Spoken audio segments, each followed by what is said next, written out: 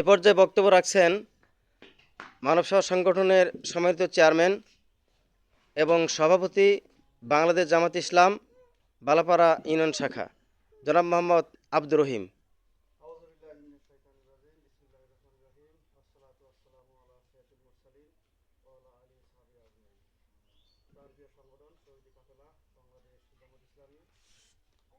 সেই সাথে আমাদের মানব সেবা সংগঠনের উদ্যোগে আজকের এই কোরআন শিক্ষা কেন্দ্র সম্মানিত সভাপতি জনাব মোহাম্মদ শফিকুল ইসলাম মামা, আমাদের ১ নম্বর ওয়ার্ডের সম্মানিত সভাপতি জনাব মৌলানা রমজান আলী ভাই সহ আমার সামনে উপস্থিত প্রাণপ্রিয় দিনী মা এবং বোনেরা, আসসালামু আলাইকুম রহমতুল্লাহি আপনারা সকলেই জানেন রমজান মাস সিয়াম সাধনের মাস, ফজিলতের মাস। এই মাসে একটি নেকি করলে অন্য অন্য মাসে 70 গুণ। 1 রাকাত নামাজ পড়লে পর্যায়ক্রমে দেখা যায় 70 রাকাত নামাজের সওয়াব আল্লাহ তাআলা দেন। এই মাসের একটি নফল ইবাদত অন্য মাসের একটি ফরজ ইবাদতের সমান। রমজান মাস সিয়াম সাধনের মাস, পবিত্র কুরআনুল কারীম নাজিলের মাস। এই মাসে কুরআন শরীফ নাজিল হয়েছে। মুসলিমদের জন্য এই মাসটি অত্যন্ত তাৎপর্যপূর্ণ একটি মাস।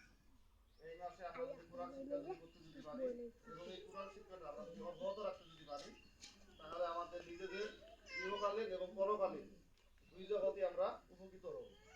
এবং আমরা মুসলমান হিসেবে আমাদের প্রত্যেকেরই উচিত যতটুকু এলেম কালাম শিখলে আমরা আমাদের বাস্তব জীবনে নামাজ কালাম হজ রোজা দিনী যে একটা ব্যবস্থা আছে ইসলামের মধ্যে থেকে আমরা চলাফেরা করতে পারবো, এতটুকু এলেম এতটুকু জ্ঞান অর্জন করা আমাদের সকল মুসলিমদের জন্য, নর এবং নারী সকলের জন্যই ফরজ। এই কাজটা আমরা করতে যদি পারি একটা ফরজ একটা ফরজিয়ত কায়েম হবে, সেই সাথে আমাদের ফজিলত হবে। আমাদের অনেক মা বোন আছে আসলে 5 ওয়াক্ত নামাজ সেইভাবে বুঝে না, দোয়া করা জানে না, পড়া জানে না, হয়তো সহি শুদ্ধ হয় না।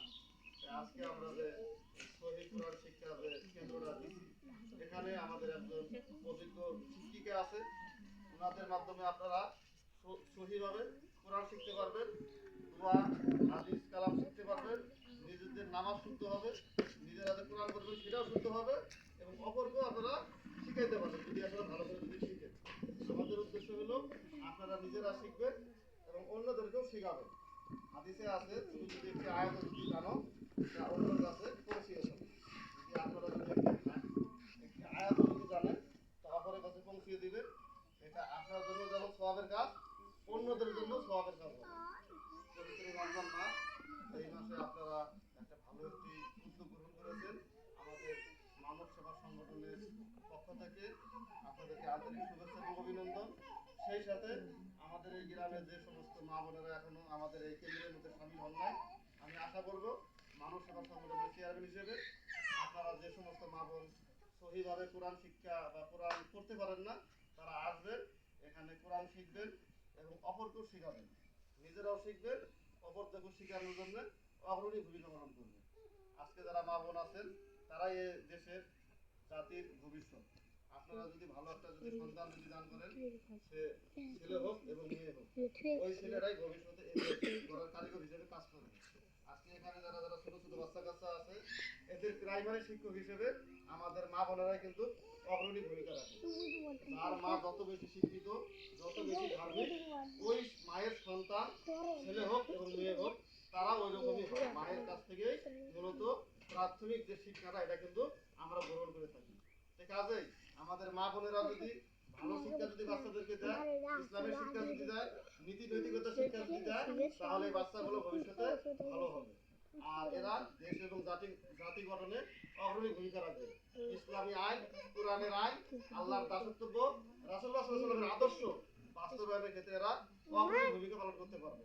কাজেই মায়েরা যদি জ্ঞানী হয় সন্তানরাও জ্ঞানী হবে, মায়েরা যদি ধার্মিক হয় সন্তানরাও ধার্মিক হবে, সন্তানরা দেখে দেখে শিখবে। এই জন্যই আপনারা প্রাথমিক শিক্ষক হিসেবে আপনারা আপনাদের বাচ্চাদেরকে যেন ইসলামী জ্ঞান, নীতি ও নৈতিকতার আদর্শ যেন শিক্ষা দিতে পারেন, রাসূলুল্লাহ সাল্লাল্লাহু আলাইহি ওয়াসাল্লামের আদর্শ যেন শিক্ষা দিতে পারেন, আল্লাহর আদর্শ, আল্লাহর আইন, আল্লাহর জমিনে যেন বাস্তবায়ন যেন হয়, সে লক্ষ্যে বাংলাদেশ জামাত ইসলামী কাজ করে যাচ্ছে। এবং আপনারা বাংলাদেশ জামাত ইসলামীর সাথে একে অন্যের সাথে হাত মিলিয়ে বাংলাদেশের জন্য কোরআনের আইন যেন চালু হয়, আল্লাহর দাসত্ব যেন কায়েম যেন হয়, 5 ওয়াক্ত সালাত এই দেশে যেন কায়েম যেন হয়। রোজা যেমন ফরজ, নামাজও তেমন ফরজ, হজও তেমন ফরজ। আল্লাহর আইন বাস্তবায়ন করা সবচেয়ে বড় ফরজ। যদি আল্লাহর আইন যদি এদেশে বাস্তবায়ন যদি হয়, এদেশ থেকে সুদ, ঘুষ, জেনা, ব্যভিচার, সন্ত্রাস, দুর্নীতি কোনো কিছুই থাকবে না।